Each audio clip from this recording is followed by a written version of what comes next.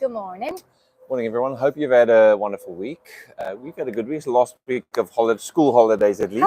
Last slow week. Calm before the storm. Slowish. Yeah. So this week's going to be a real little banger. Everyone's going back to school, so it's early Pretty mornings, long afternoons. Yeah. Getting ready for it. Anyway, we are busy with ancient Genesis through ancient eyes. This is part 3, and today we're dealing with Genesis 2 to 4. So this series is about having a look at Genesis again from an ancient perspective. We do this because we know a little bit more about that time and about the writings that were present at that time. So the whole idea is not to force Genesis to answer modern questions and to move away from the assumption that it was written for us and kind of to us, but to understand that it was written by Israelites and it was written for Israelites in a particular time. All right, so a very quick recap on the first 2 parts, and very condensed here, is that Genesis is the first book in a series called the Torah. This series consists of 5 books, and the Torah centers on the calling and the existence and the origin of Israel, taking them from the very early beginnings right through into their slavery, out of slavery, through the wilderness, into the promised land. During the wilderness period, they get what is the law and the covenant with God, and this is kind of like the climax of the entire Torah. Is this getting the Torah? Is the law and the covenant, which tells Israel who they are, who their God is, and how they are supposed to be living and interacting with this God, and how they should be faithful to Him. Okay, but we're focusing on Genesis, the first in the series. Right, so Genesis comes together, it's edited and redacted into its final form from the perspective of Israel's national disaster, which is the 6th century Babylonian exile. It was a terrible time for them. They'd finally reached this beautiful kingdom with a beautiful temple, and everything is gone.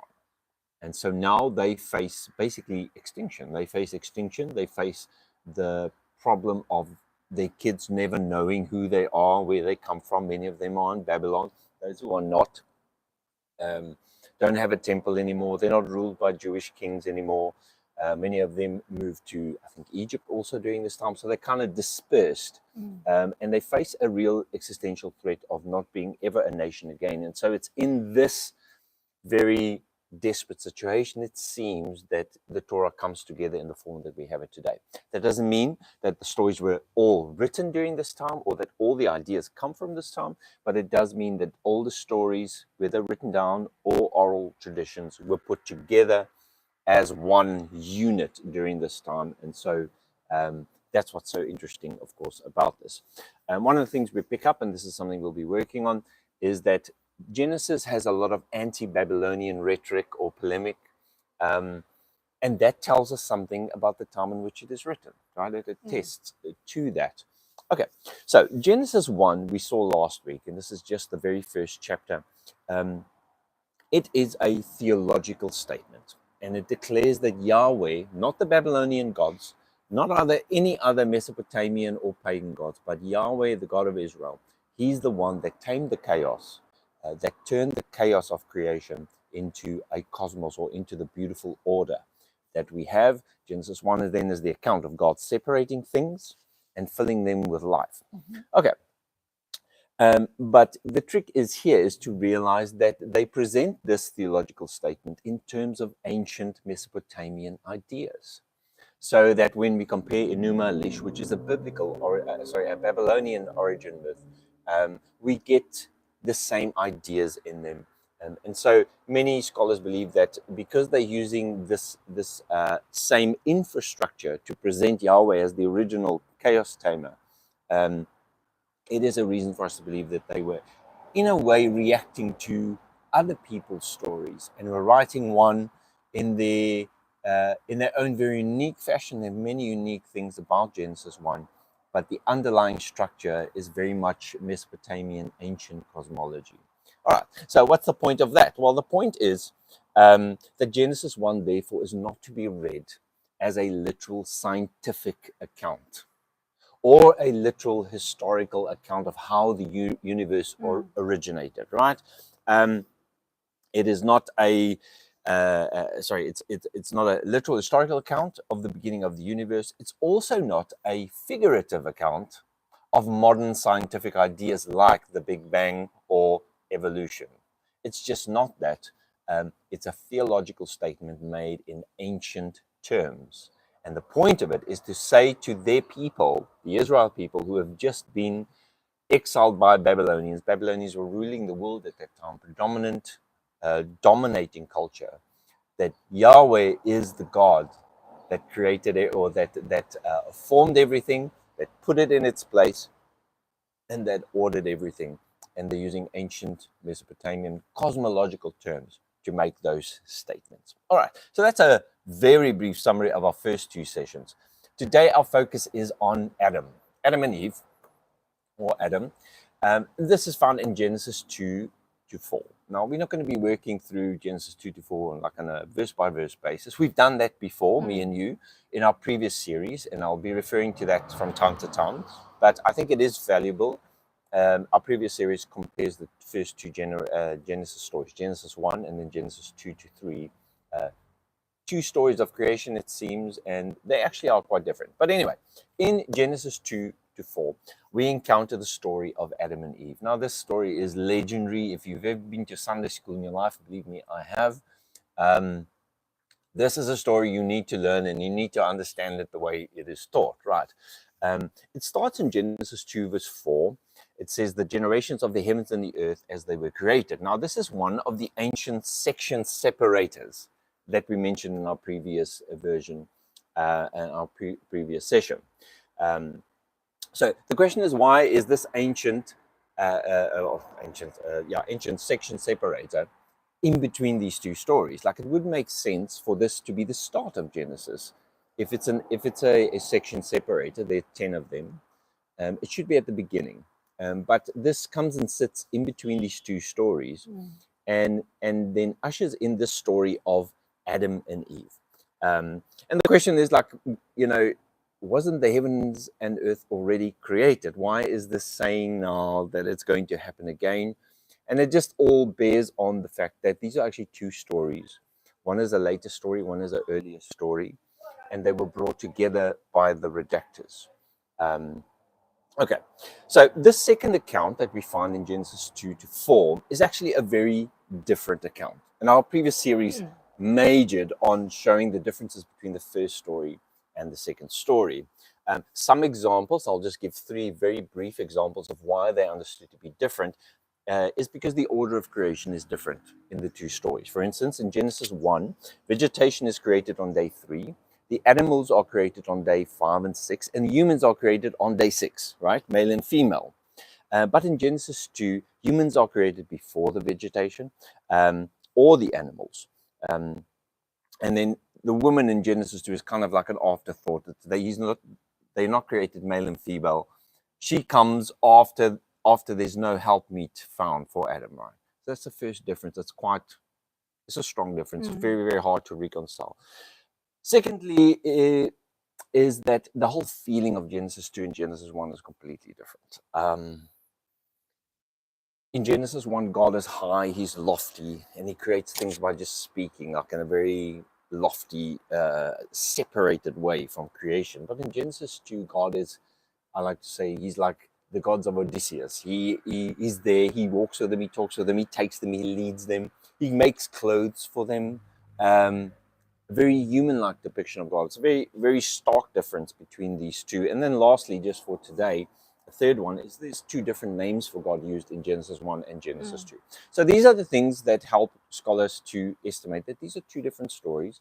It becomes quite obvious if you spend a bit of time in them and you relieve yourself of the pressure of forcing them together. Yeah. Okay.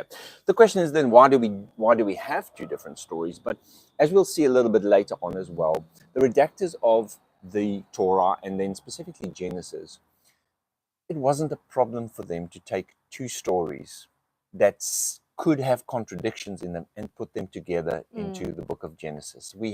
These are called maybe duplets or triplets. We have this for other accounts as well, like the flood. There's two stories put together. There's different lineages that were both included that look differently. And there's a couple of other things. 10 Commandments are different in two places. For some reason, and we'll have a look at that a little bit later, the redactors of the Torah, and specifically Genesis, had no issue with putting both traditions in. They wanted to preserve both traditions. Okay, so Genesis 2 is not just another version of God ordering the cosmos. It has a completely different feel to it. Genesis 2 is probably the oldest of the two stories, right? Written during the early days of King David, or the kings of Israel. So that's around the time of King David. This is an estimation that scholars make. So what's the difference in the timeline when these two were probably written? Well, the second story about Adam and Eve is probably the earliest story. Yeah. And the one with God ordering the cosmos in this, based on the Mesopotamian cosmology, is probably the latest story because it has so many Babylonian, anti-Babylonian rhetoric or symbolisms in it. It probably comes from around the exile. So the two stories are actually flipped in the order that we have them. But what makes the second story, well, let me say this, the first story of God ordering the cosmos is added later, but it's added in the beginning because it's an introduction to the God of Israel. Who is he? He's the creator, he's the chaos tamer. But then we get to the more, how can I say, grounded story of creation, which is the creation of a man called Adam and a woman called Eve. And they have lineages, and you can connect them all the way through to Israel. Where in the first story, there's no mention made of any names or any connection. So therefore, this second story found in Genesis 2 is one that actually focuses on Israel. Where does Israel come from? It answers the question, where do we come from? Who are our ancestors? And so the Israelites would have traced themselves in some way back to Adam and Eve. Okay. So Genesis 1 account, although it comes first in our Bibles, was probably written later and quite a bit later. It's a lot more sophisticated, actually. If you think about these two stories, Tori, the second one is, it's more primitive than the first one in some sense. Okay. So in Genesis 1, it was placed, I've already read all of that. Okay. So at first glance, the Genesis 2 account does not have much in common with the story of Israel, right? But there might be more going on in this simple story they told us at Sunday school than what first meets the eye. Because I think we need to at least consider that these people weren't writing stories for Sunday school. Yeah. They were writing their version of their origins. Where they came from, yeah. Yeah. And it would be quite normal for people of that time to write this type of origin, and I'm going to use the word here, it's a technical term, so don't just shove it off the table as meaning nothing. Origin myths of where they came from because none of them would have been there when Adam was there, so they had to extrapolate backwards in some sense. Okay. So there's more going on in the Adam story that one might think of if you just think of it as a where all humans come from type of story. And here's the thing, that this story of Adam and Eve could actually be read as like a trailer to the movie of the life of Israel. In other words, if we're going to be writing a story about our origins, let's include a literary device. Let's include a poetic reference to where we find ourselves already. So it's actually quite could be understood as quite sophisticated. So some of this comes to light. So why are we saying that? Why do scholars make these type of assumptions? Well, some of the answers come through the story of Cain, right? Okay. Now, Cain was the first son of Adam and Eve, and then they had Abel, and then Cain kills Abel, right? So what happens to Cain after he kills Abel? Well, he gets banished further east out of Eden, so more eastwards. But here's where something that's a little troubling appears here. And in my 20 years as a pastor, I've had very few people come to me and say, there's a problem here. Where does Cain get his wife, right?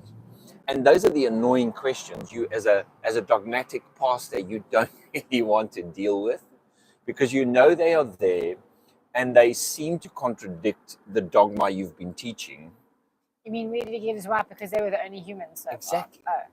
Exactly. So most people try to defend it by saying, no, Cain probably married his sister because that was acceptable at that time. The thing is just the Bible doesn't say that Adam and Eve had any daughters or children, for that matter, before Seth comes. Seth is the third child that replaces Abel. So let's just have a look. The Bible tells us, or Genesis tells us, that Cain, after killing his brother, was banished. He became a fugitive, and he was wandering the earth. And he was afraid, not of animals, thunderstorms, and tornadoes, but people that were going to kill him, because he felt like he was a marked man, right? The Bible uses the word others that were going to kill him. Now, where do these others come from, right? And so God puts a mark on his head, so that the others would know to keep their hands off of him. Okay, who are we talking about here? It seems to be implied that there are other nations, peoples, towns, villages, whatever you want, other people that are there that do not come through the lineage of Adam. This seems to be the implied idea of the second book of Genesis. Now, as a Christian, you just want to sweep that stuff under the rug. You don't want to hear about it. You want to make excuses for it. But at the end of the day, if we're taking this portion seriously, it seems to imply that Adam and Eve were not the first people on earth. There were other people outside of the Adam and Eve sphere, Garden of Eden area, because there was obviously an area around Garden of Eden that they were banished to, that Cain was banished from even further. It says banished from the presence of the Lord. So he goes out even further eastward, and it's in this further eastward position that he encounters other people he's afraid of, that they might kill him. Also people from which he gets his wife. All right. So it's a little troubling thought that we brush aside, but if we read this honestly, Genesis 2-4 seems to imply that Adam and Eve might be seen as the beginning of the Israeli people, or the progenitors. But Genesis 2-4 implies the existence of other people on the earth, in that region at least, towards the east. Okay. So Cain goes eastward and he settles in a place called Nod, which is east of Eden. He finds a wife, he settles down, he has kids, and he's building his own city. So the question is, where do these others come from that Cain is afraid of and that he finds his wife in? And the answer is really a very simple one, which unfortunately collides with our tradition. Genesis 2-4 presupposes other people, which means that Adam and Eve are not the progenitors of all of humanity. And this is something which is a hard pill to swallow. We just never have, this has never been up for discussion, really. No, when it was raised, we quickly found something else to talk about. But this is a reality that comes from here. Okay. This also could be a signal for us that Genesis account is about Israel. Adam and Eve's account is not about the beginning of humanity. It's about the beginning of Israel. It's an origin myth about Israel, where they come from, where they trace their lineage to. But there were other peoples in the earth already at that time. Okay. Right. A simple explanation is simply that there were people living outside the Garden of Eden all along. So if we take that as to be something that's reasonably acceptable, we have to look at the Adam and Eve story from a completely different viewpoint. This is not the story of all humanity, it's the story of Israel. And that fits with the theme of Genesis and the Torah. These are not Israelites writing about the nations. These are Israelites writing about themselves. All the nations are peripheral. The nations are outside of Eden, outside of this presence of the Lord area in and around the Garden of Eden. And this helps us to understand, get a little bit into the mind of what the writers are doing here. They're not writing a 21st century book on where humans came from. Yeah. They're writing an ancient book, an ancient account, which is often was written in the form of storytelling, theological storytelling about where Israel came from. Okay. Now, if Adam and Eve were not the first humans, what's the point of the story? Okay, so if we abandon the idea that Adam and Eve tells us where all of humanity comes from, this is from a literary point of view. Of course, if we move to the spheres of DNA and science and archaeology, etc., all of it points away from Adam or someone living in the 6th century, when is that? 4000 BC, called Adam, being the first human where all humans come from. All the evidence we have outside of the Bible points away from something like that. So once we realize that this is a literary device, we can understand that this Israelites were not trying to tell us where DNA comes from, etc., etc. Okay.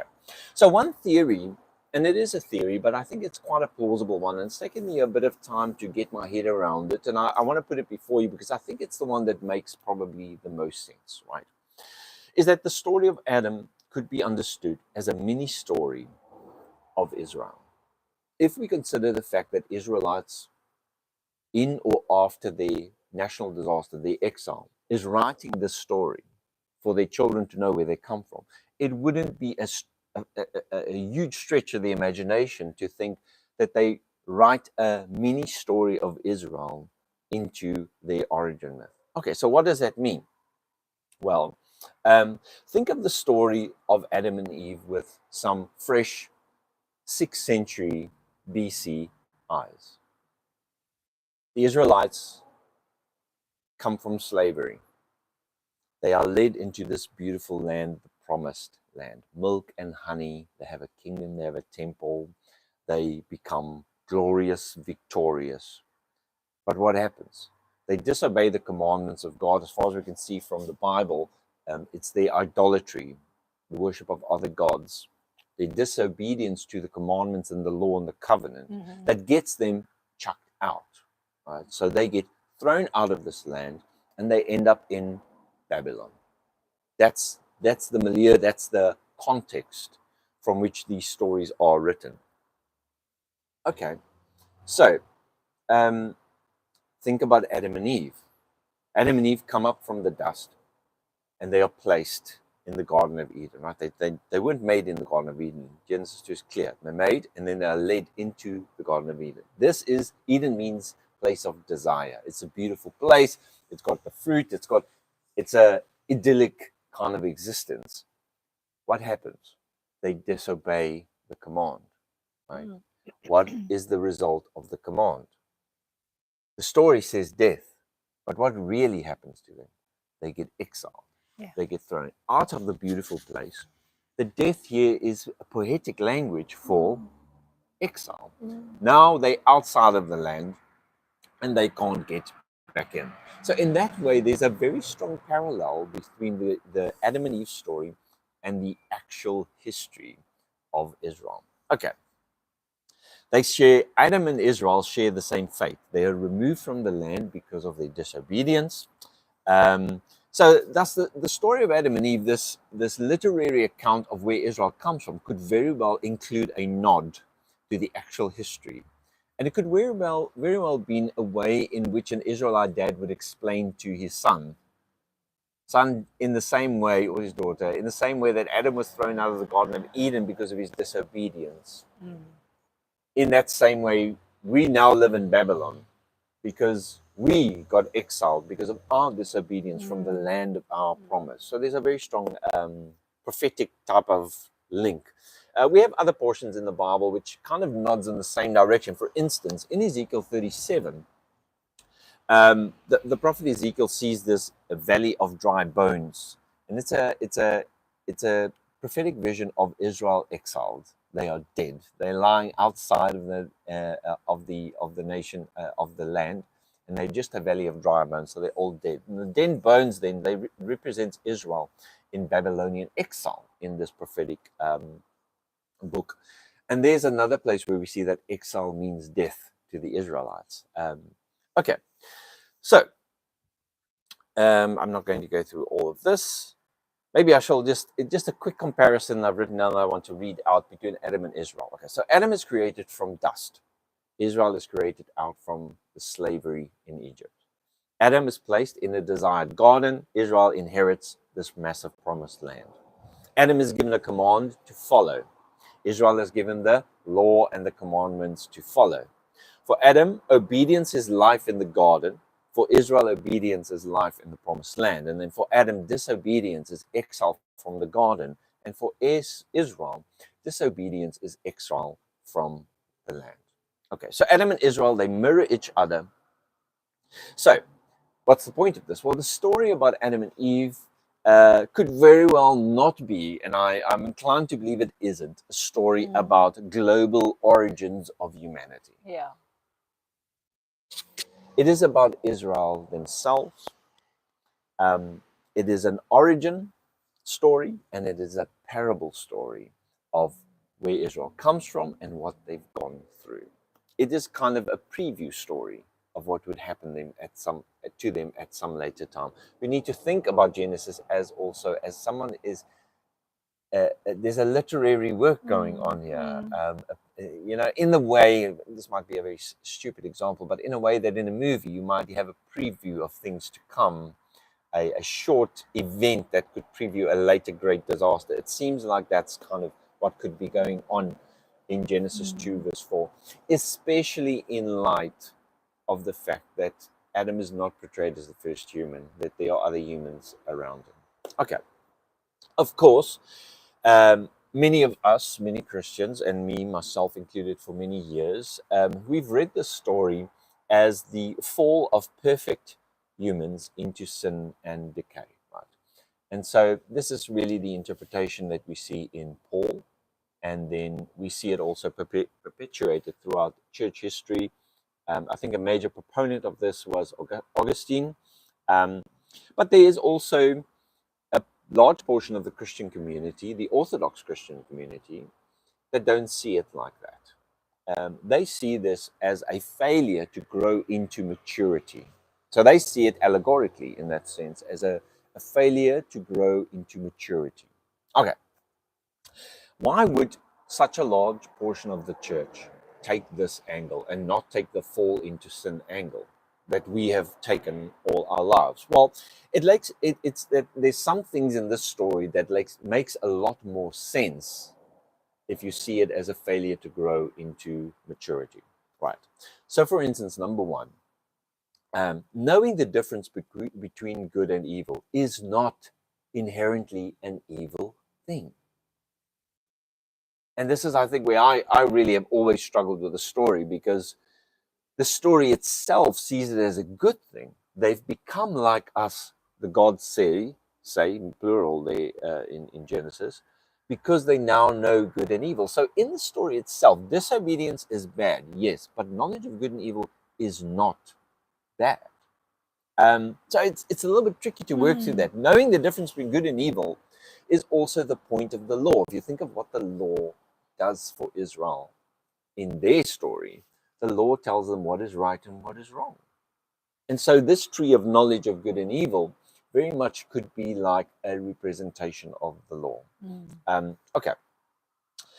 It's that which is good that keeps them in the land, and it's that which is evil that will exile them. And this is the big choice that Israel faces throughout the entire history. If you read the Bible carefully, obey the law and you'll be blessed. Disobey the law and you're going to forfeit your land, your nation, etc., etc., etc. We also find in the book of Proverbs a very similar theme, which is finding the wisdom by obeying God's law. Thus, knowing good and evil is not an evil in itself, but it is how we actually gain wisdom makes the difference. In other words, it's how we gain the wisdom that's the difference. So the idea is this, that Adam and Eve in that story, they grasp at it on their own. God wanted to give it to them possibly in another way. That's why he said, wait, don't eat that. But they went and they searched after wisdom on their own instead of following God's way, right? The serpent kind of offers them a shortcut to wisdom, and this results in their exile. So the knowledge of good and evil is not wrong, but it's getting there apart from God that produces the death and the exile.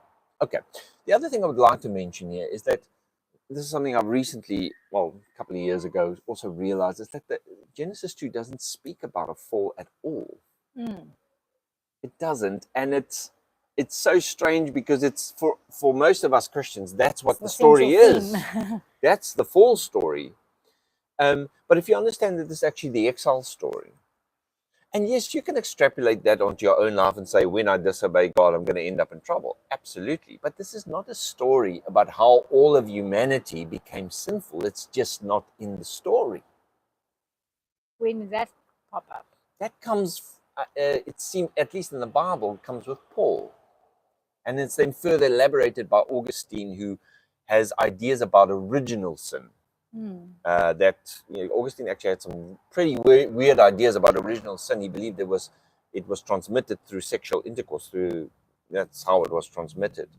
But there's no mention. I don't even think sin is mentioned in this, or original sin is mentioned in any of this. The point is that it seems to me like Christians have grabbed onto the story and have made up their theology about the story, but the story itself might actually just be speaking about the exile of the Israelites. And so if we needed to make it into a theological idea that we want to apply to our lives, the application would be very simple. Disobedience brings trouble, strife, and curse. And obedience brings life, blessing, etc. And I think that's how the Jews understand the story. I don't think the Jews hold to any idea of original sin at all. They understand it more in the way we've just explained. Okay, so the lesson of the story is listen to God, follow his ways, and then you will live. And this makes a lot of sense for an Israelite of the exile time. The elites, when they were writing this, to be read, to be understood, to be taught to the Israelites and their children. That's the lesson that they've just learned in exile. We didn't listen to follow the law. Exactly. We didn't listen, and look where we are now. So here's it. Here's this, our reality in parable form in Adam and Eve. They didn't listen, and that's where this happens. Okay, so this is having a look at Adam and Eve's story from a very literary point of view. It also serves another purpose, which we won't expand on here, but which we dealt with in our previous series, that a lot of the second creation story explains life the way an ancient Israel would have experienced it.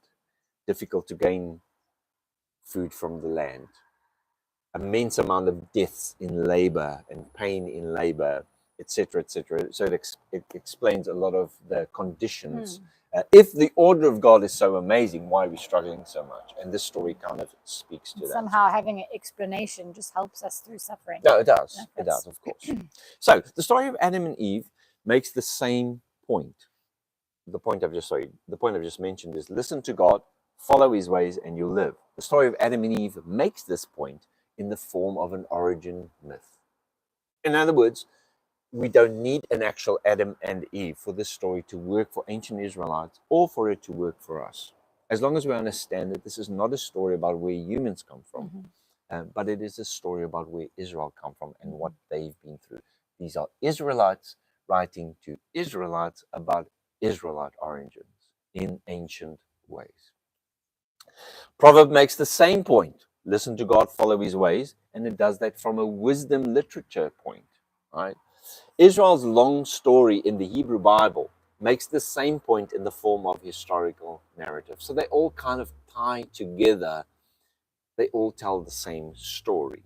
Okay, strangely enough, and this is quite something to be, maybe you'll hear this for the first time today, and the first time I heard this, it didn't strike me as odd at all, but the more I think about this, the odder this is. Adam is not mentioned again in the Hebrew Bible. that's not something wrong. Hmm. Only once.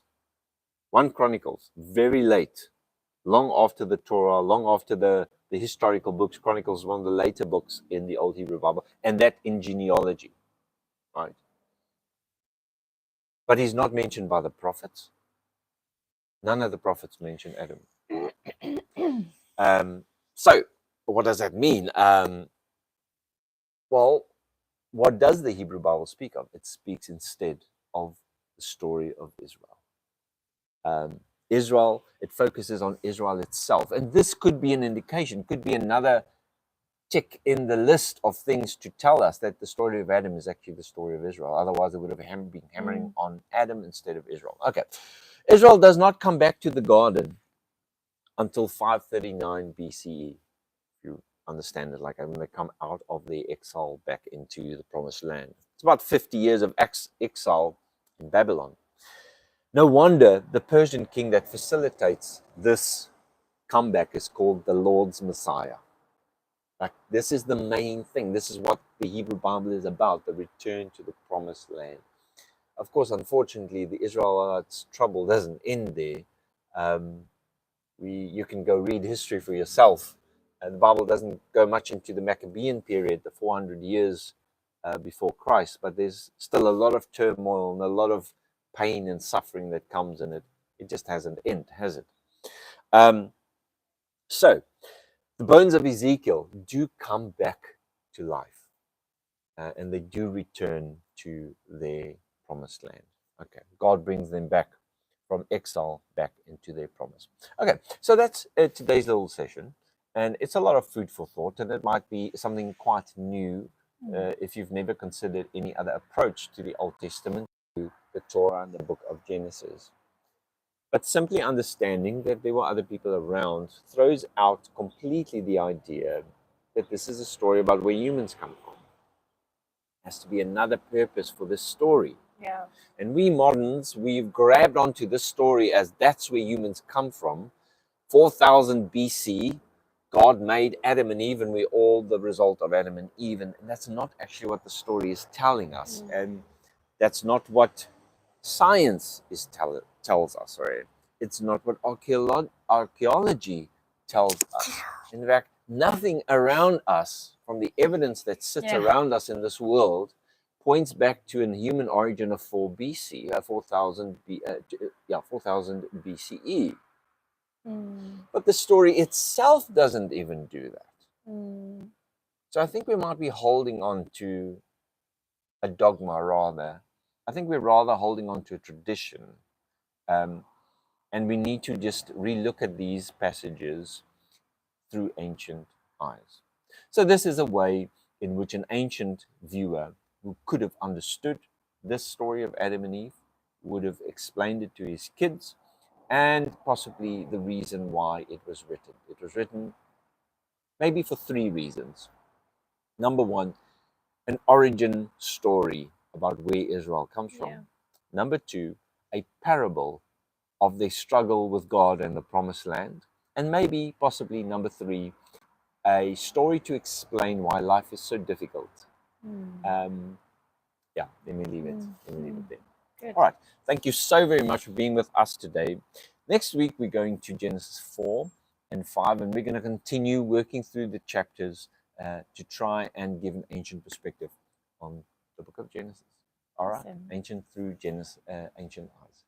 Genesis through ancient eyes. Have a good week. Bye. Cheers.